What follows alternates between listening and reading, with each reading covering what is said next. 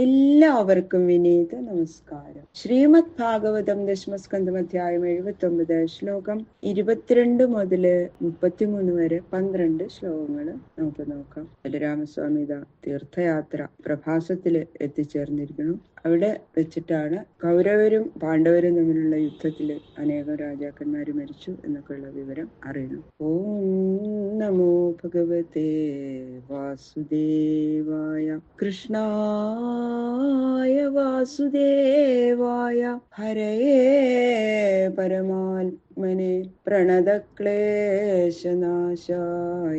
ഗോവിന്ദായ നമോ നമഃ. ഓം നമോ ഭഗവതേ വാസുദേവായ.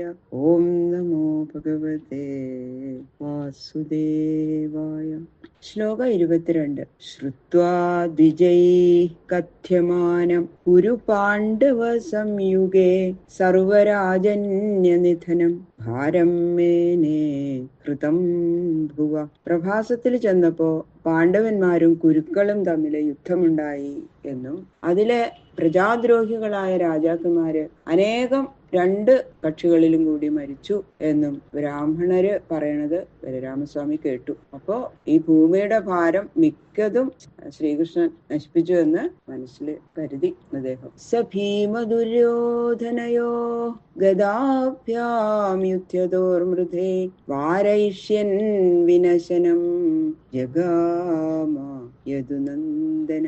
അവിടെ നിന്ന് ദ്വാരകയിലെത്തി യദുക്കളെ ആനന്ദിപ്പിച്ചു.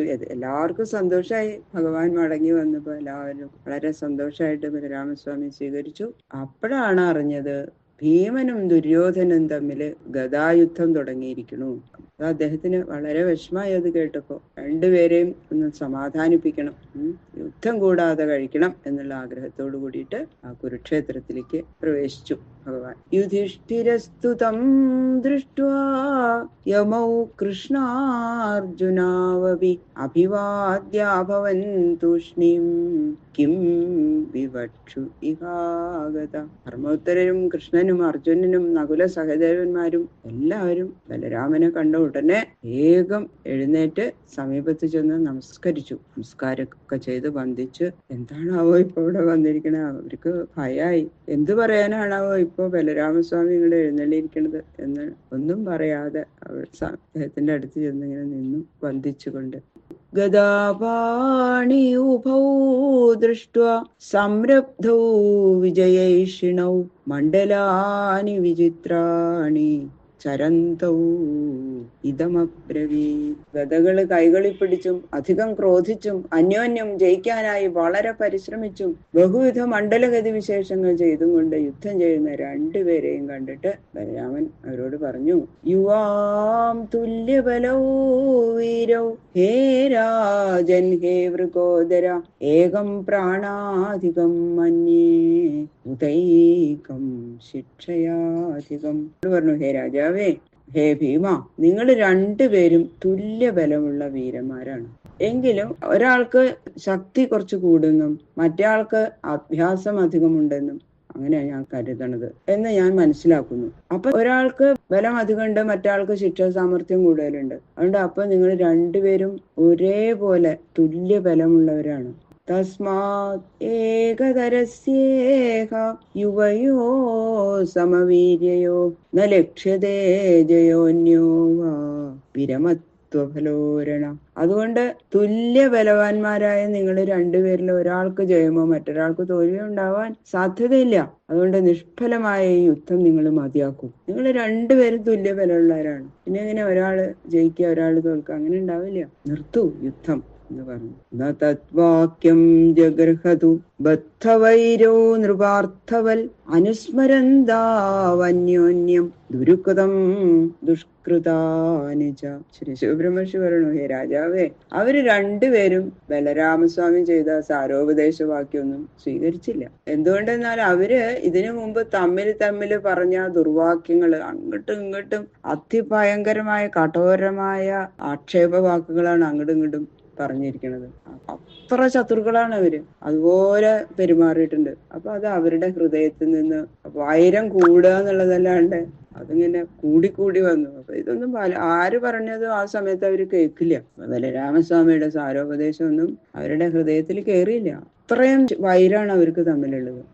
ആ സമയത്ത് അതൊന്നും ഗ്രഹിക്കാൻ തക്ക ആയിരുന്നില്ല അവരുടെ മനസ്സിന്റെ ആ ഗതി. അവരതൊന്നും സ്വീകരിച്ചില്ല.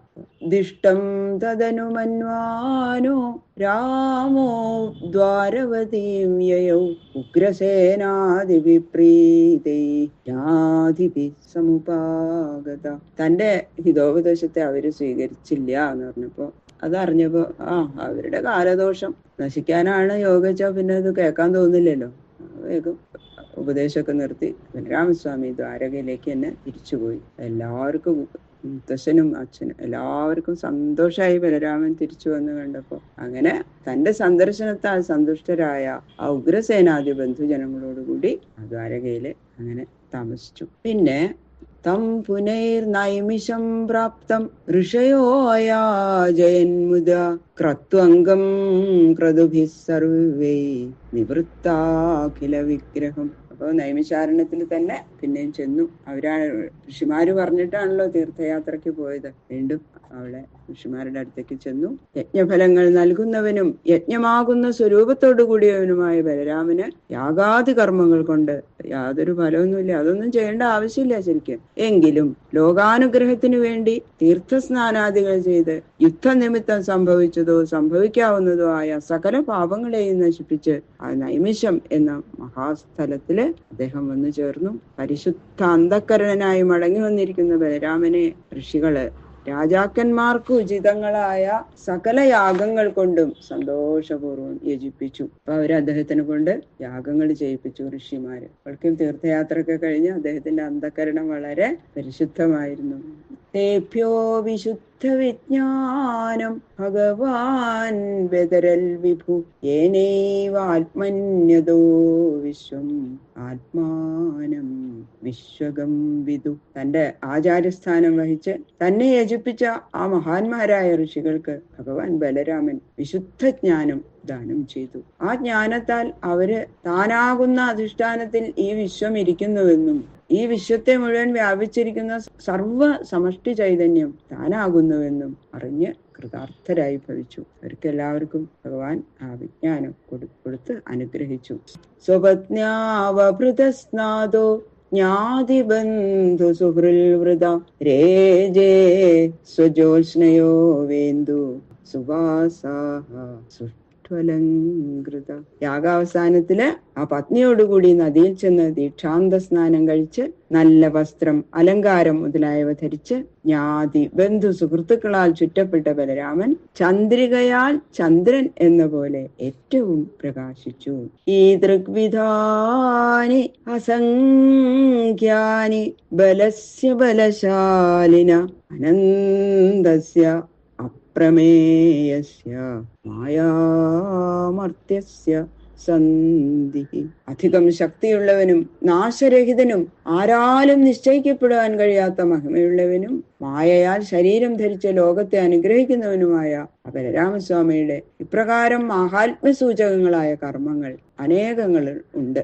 യോ അനുസ്മരേതരാമസ്യ കർമാണി അത്ഭുതകർമ്മണ സായം പ്രാതരനന്തസ്യ വിഷ്ണോ സദൈതോ ഭവേത്. ആശ്ചര്യകരങ്ങളായ അനന്തകർമ്മങ്ങൾ ചെയ്തും ആദിശേഷസ്വരൂപേണ ലോകത്തെ ധരിച്ചുമിരിക്കുന്ന ബലരാമന്റെ പരാക്രമ സൂചകങ്ങളായ കർമ്മങ്ങള് പ്രാതകാലത്തും സായങ്കാലത്തും സ്മരിക്കുന്നവൻ മഹാവിഷ്ണുവിന്റെ പ്രീതിക്ക് പാത്രമായിട്ട് ഭവിക്കും എന്നതാ ആ ഫലശ്രുതിയും കൂടി പറഞ്ഞ് ഈ അധ്യായം ഇവിടെ സമർപ്പിക്കുന്നു. ഇത് ശ്രീമൽ ഭാഗവതേ മഹാപുരാണേ പാരമഹംസ്യാം സംഹിതായാം ദശമസ്കന്ധേ ഉത്തരാർത്ഥേ ബലദേവ തീർത്ഥയാത്രാ നിരൂപണം നാമ ഏകോനാശീതിതമോധ്യായ. സർവത്ര ഗോവിന്ദ നാമ സങ്കീർത്തനം. ഗോവിന്ദ ഗോവിന്ദ. ഈ 79-ാമത്തെ അധ്യായം ശ്രീകൃഷ്ണ ബലരാമസ്വാമിയുടെ രണ്ടുപേരുടെയും പാദങ്ങളില് സമർപ്പിക്കണം. കായേന വാച മനസേന്ദ്രിയർവ ബുദ്ധ്യാത്മനാ വാ പ്രകൃതേ സ്വഭാവാൽ കരോമി യത് സകലം പരസ്മൈ നാരായണായേതി സമർപ്പയാമി. സർവം ശ്രീ കൃഷ്ണാർപ്പണമസ്തു.